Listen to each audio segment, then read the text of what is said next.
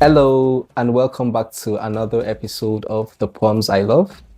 For my second appearance on the podcast, I shall be reading Mahmoud Darwish, the Palestinian poet, against Precious Arinze, who is a Nigerian poet currently writing. I'll take Mahmoud Darwish first. The poem is titled I Belong There. I belong there. I have many memories. I was born as everyone is born. I have a mother, a house with many windows, brothers, friends, and a prison cell with a chilly window. I have a wave snatched by seagulls, a panorama of my own.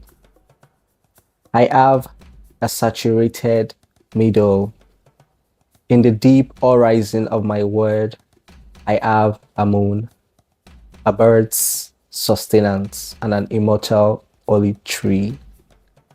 I have lived on the land long before swords turned man into prey. I belong there.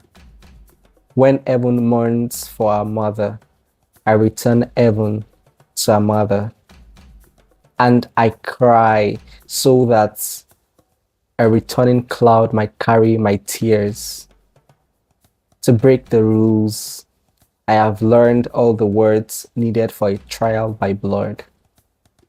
I have learned and dismantled all the words in order to draw from them a single word, home. The second poem by Precious Arinze is titled Inheritance. The poem is published on A Long House. Here it goes. None of it belonged to me. The farmlands ransacked by generations of ants. The years of raw tubers sliced thin and eaten. The tree my father broke his back trying to climb, 12 years younger than the age I am now. Reddish brown of village roads, the color of papyrus roots. The village slowly burning. The sound of monkeys fleeing trembling branches to weep in the river. Metal carcass of abandoned vehicles eaten away by rust. The gardens uprooted to make room for the dead. The barren months with no news of those waiting to return. Those who will never again. Not even their names. Not even the mouth left unable to gather them. Someone swore that their need to be with us was greater than our need to be by ourselves. Then houses filled with ghosts. And the next day, history took on a new meaning. So did home. So did country. The first time I went home, my cousins said I am only Igbo because my mother tells me so. They meant I could not live in one place and dare to belong somewhere else. This ungentle hazing, this apocryphal separation is the wound I am made of. Jagged language in which I can speak of home but not how to get there. I killed a snake once out of fear for my own safety. It was a taboo to do so. My aunties made me mourn it like it was my child, like it was something that had come out of me, and maybe it's hard. Home, too, is a snake. It comes hissing through the incalculable distance. That entire trip, I spent the afternoons living in a tree, peeling the skins of tangerines, careful to leave the fruit unharmed. When I closed my eyes, there was so much darkness. I couldn't see the end of it or separate what was there before and what was only just arriving. How much of the hooded shadow belonged to me. It is quite refreshing to have this poem read. Reason because these poets hold a special place in my heart, and their writings in particular have also been very resourceful to me. That said, I equally find this issue, discussed, in the poems fascinating. Um, Over time, the issue of inheritance has always been a popular discourse in literary spaces, especially among writers of African descent. And we see how these poets, address this issue, you know, from different generations. We could see from Mahmoud Darwish how, people of his generation and people from his country and who lived at the time that he also lived, in that region, perceive the idea of inheritance. Likewise, in the case of Precious Arinze, we could also see, how people from their part of the world, which is definitely the southeastern Nigeria, and people of their generation, perceive the, themselves as belonging to something or somewhere or even to themselves. Um, so one thing that is remarkable and that these two poets agree on regarding the issue of belonging is how much physical presence, or what I could otherwise call bodily presence, determines determines or helps to measure the level of belonging.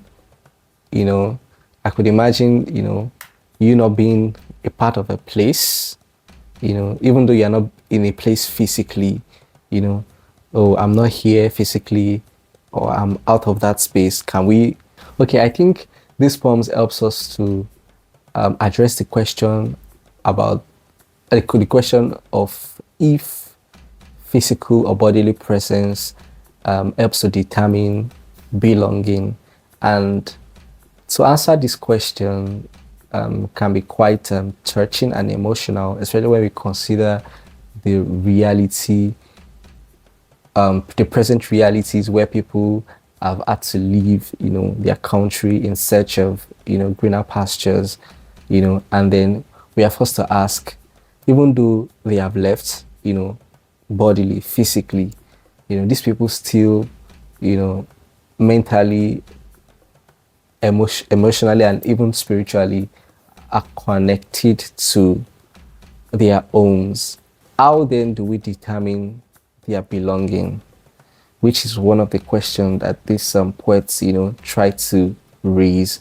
And another thing that these poets also agree on is they really are ready to be submitted to, their status quo, which means that they really they feel there is this sense of detachment from their place of birth, the place in which they are born, they are raised, they're taught to learn to they're taught to live, to love, and then these places have now become, unbearable for them, as in the case with Mahmoud Darwish, where in his poem he tried to highlight some of those things that are the events that are taking place, in his place of birth. There is the issue of the occupation, death, ethnic cleansing, civil war, and it's so funny that even after years, these things still go, on. They still continue, you know, and you could actually see the reason why he feels so detached to it. But in spite of the detachment that this poet, share, we can also see that a part of home still lives within them, and we could see the element of totemism where they highlights, these things that makes them feel connected to home. In the case of Mahmoud, we could see him talk about the waves, we see him talk about the meadow, we see him talk about the moon, olive tree, and then with Precious Arinze, she also shares a similar, sensation, or should I say, um, a similar bias, with the concept of the snake, which is something that shows attachment to a place of birth. Yeah. So I think besides that, we could also see how these poets are trying to paint an order, in these poems. They make us believe that there is an order, and we could see that this is what they try to establish at the initial of their poems. We could see Mahmoud Darwish in the first few lines of the poem trying to say,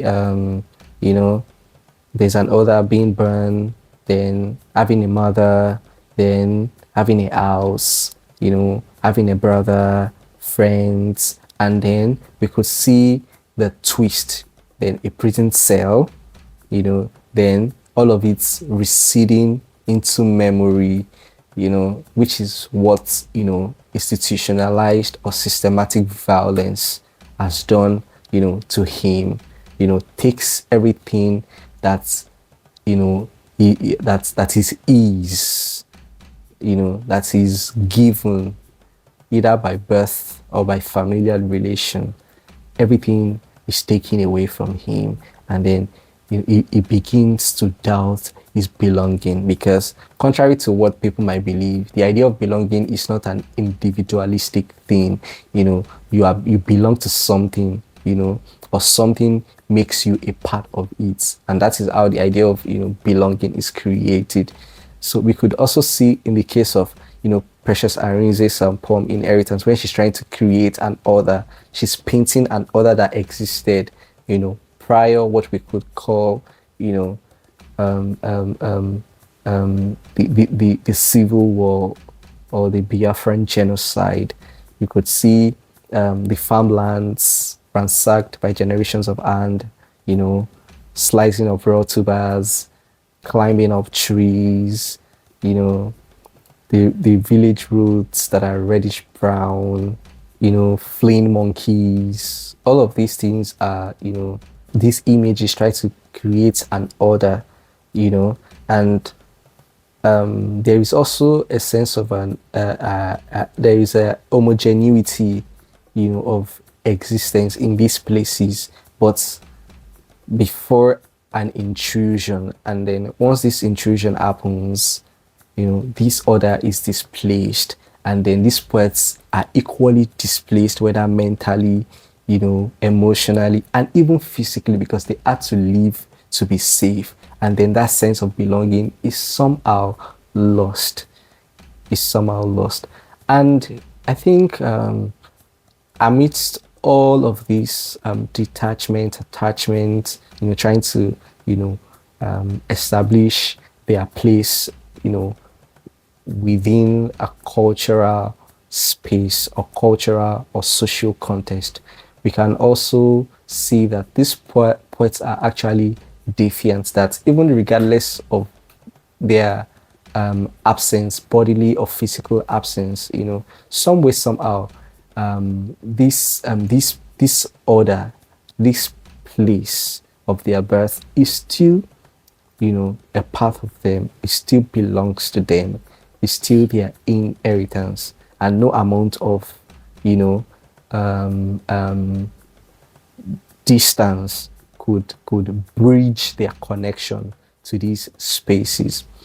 And I think this argument reminds of an editorial note of Alal If You Hear Me, a poetry anthology edited by Fatima Asghar, Safia El Ilo, the Sudanese American poet, and then some others. And they also talked, in that note, Safia El Ilo talked about religion as an inheritance, and she was trying to talk about her experience as not the idea of the good Muslim, bad Muslim, where praying, for example, in Islam is one of the ways you establish your Muslimness, and when you don't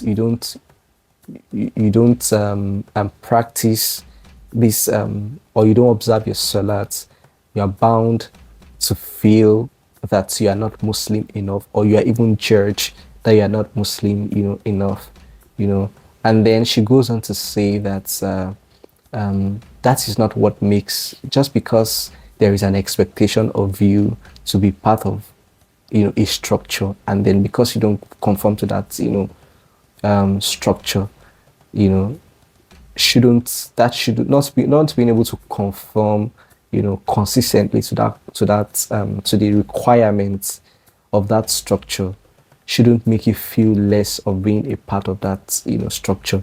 And I think this is what these poets try to, remind us, to highlight, all of these, events leading to their detachments, and how they've been judged as being displaced from what connects them to these places. They still feel some way, somehow, through certain tools or aids, they still feel connected, to these structures. And I think that on my reading of Mahmoud, Darwish, I Belong There, and Precious Arinze's Inheritance. Thank you for listening. I hope you tune in for another appearance of mine on the podcast, The Poems I Love. Thank you.